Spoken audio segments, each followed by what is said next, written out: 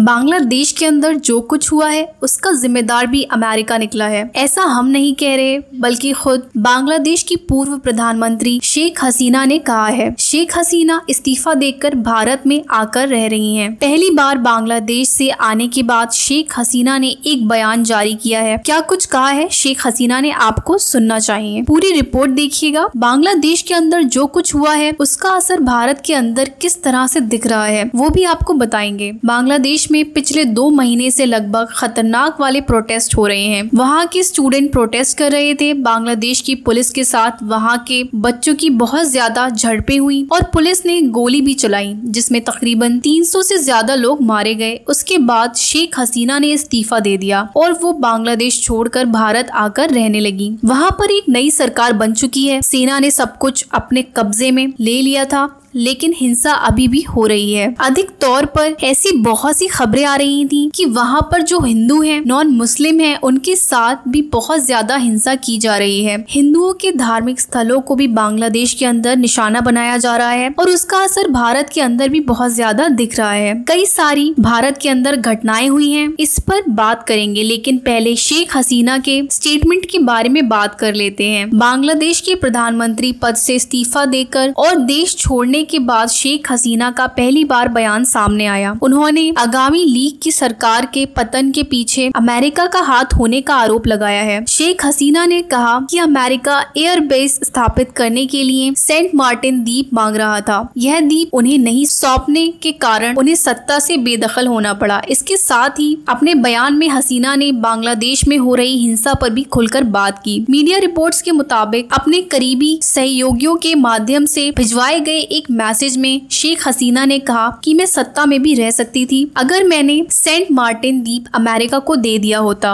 और उसे बंगाल की खाड़ी में अपना प्रभुत्व स्थापित करने की अनुमति दे दी होती। हसीना ने कहा कि मैंने इस्तीफा दिया क्योंकि मुझे शवों का जुलूस न देखना पड़े। उन्होंने कहा कि विपक्ष छात्रों के शवों पर सत्ता में आना चाहता था, लेकिन मैंने इसकी इजाजत नहीं दी। शेख हसीना ने अपने इस मैसेज में और भी बहुत सारी बातें कही हैं, लेकिन सबसे बड़ी बात जो उन्होंने कही है वो ये है कि सबके पीछे अमेरिका का हाथ है। अमेरिका की वजह से ये सब कुछ हुआ है और मुझे सत्ता गंवानी पड़ी क्योंकि अमेरिका हमसे एक द्वीप मांग रहा था एयरबेस बनाने के लिए। कोलकाता के पास जो बांग्लादेश का एरिया है वहाँ पर अमेरिका अपना एयरबेस बनाना चाहता था। शेख हसीना ने वो द्वीप नहीं दिया, जिसके बाद ये सब कुछ हो गया। एजेंट इन लोगों के हर जगह मौजूद होते हैं, कहीं पर भी कुछ भी करवा सकते हैं, दंगे करवा सकते हैं, बवाल करवा सकते हैं। तो सीधा सीधा आरोप शेख हसीना ने यूएस पर लगाया है। फिलहाल बांग्लादेश के अंदर जो कुछ हुआ है उसकी आंच जो है वो भारत में भी देखने को मिल रही है। ऐसी कई सारी खबरें भारतीय मीडिया रिपोर्ट के मुताबिक आई हैं कि बांग्लादेश के अंदर जो हिंदू लोग हैं, नॉन मुस्लिम हैं, उनको बहुत ज्यादा सताया जा रहा है। उनके साथ हिंसा की जा रही है, मारपीट की जा रही है, धार्मिक स्थलों को नुकसान पहुंचाया जा रहा है। भारत के अंदर ऐसी बहुत सारी खबरें आई, जिसके बाद भारत के कुछ हिंदू संगठनों ने भारत के अंदर थोड़ा सा माहौल खराब करने की कोशिश की। गाजियाबाद के अंदर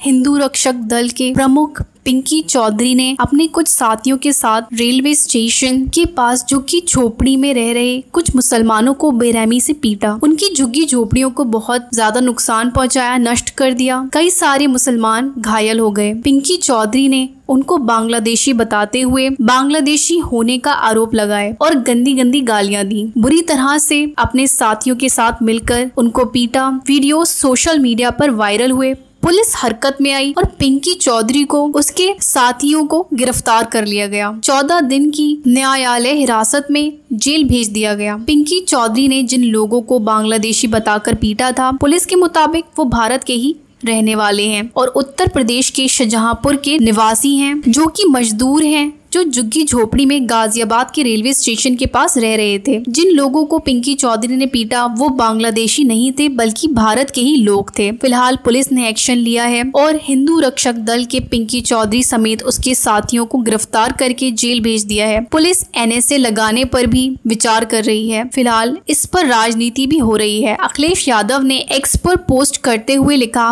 कानून हाथ में लेना बिल्कुल सही नहीं है। कानून हाथ में लेने का अधिकार तो सरकार को भी नहीं, फिर उनके संगी साथी को कैसे हो सकता है। एक हिंसक मामले में माननीय न्यायालय ने स्वतः संज्ञान लेने का आग्रह है। आशंका की शिकायत होनी चाहिए, मनमानी हिंसा नहीं। कहीं ये भी भारतीय जमीन पार्टी का कोई खेल तो नहीं जो जमीन खाली कराने का ये नया तरीका निकाल रहे हैं। अखिलेश यादव ने बीजेपी को निशाने पर लेते हुए इस तरह की एक पोस्ट शेयर किया। व्यूअर्स, हिंदुस्तान की ये रिपोर्ट आप लोग भी देख सकते हैं। बांग्लादेश के अंदर हिंदुओं के ऊपर कुछ लोग हमला कर रहे हैं, उनके धार्मिक स्थलों को भी निशाना बना रहे हैं, जबकि बांग्लादेश के कुछ ऐसे मुस्लिम्स भी हैं जो दिन रात भर जागकर हिंदुओं के धार्मिक स्थलों की देखरेख कर रहे हैं और उनकी हिफाजत कर रहे हैं। बकायदा हिंदुस्तान की ये रिपोर्ट आप लोग देख सकते हैं कि बांग्लादेश के ऐसे मुसलमानों का कहना है कि बांग्लादेश की आजादी में सिर्फ मुसलमानों ने ही नहीं बल्कि हमारे हिंदू भाइयों ने भी योगदान दिया है। बांग्लादेश की आजादी में हमारे हिंदू भाइयों ने भी साथ दिया है और हमारा साथ निभाया है, इसलिए हमारा फर्ज है कि हम उनकी हिफाजत करें। लेकिन माहौल बहुत ज्यादा गरमाया हुआ है बांग्लादेश के अंदर और उसकी आंच इस तरह से हमारे देश के अंदर भी देखने को मिल रही है। आप लोगों से एक और बात शेयर करना चाहेंगे, इस चीज को आप ध्यान से सुनिएगा। सोशल मीडिया पे बहुत सारे लोग अपनी राय रखते हैं। यहाँ पर इंसान कुछ भी लिख देता है, जो मन में आया लिख दिया, लेकिन उसका अंजाम बहुत ज्यादा बुरा हो सकता है, आपके लिए भी और आपके परिवार के लिए भी। आप लोग समझदार हैं, आप अच्छे से समझ गए होंगे। सोशल मीडिया पर लिखी गई बात अगर वो भड़कावे वाली होगी तो उसका अंजाम बहुत ज्यादा बुरा होता है, आपके लिए भी और आपके परिवार के लिए भी। आप लोग समझदार हैं, ऐसी कोई भी बात लिखने से पहले 1000 बार जरूर सोच लें। ऐसी चीजें सोशल मीडिया पर आप रखते हैं, सरासर ये बातें गलत हैं। इस तरह की बातें आप ना करें जो कि हिंसक हो। बाकी व्यूअर्स, आपको ये वीडियो इन्फॉर्मेटिव लगी होगी, उम्मीद करती हूँ वीडियो आपको अच्छी लगी होगी। वीडियो पसंद आई हो तो वीडियो को दिल से लाइक कर दीजिए। चैनल पे न्यू हैं तो प्लीज सब्सक्राइब कर दें। हम आपसे मिलते हैं नेक्स्ट वीडियो में कुछ और अपडेट्स के साथ।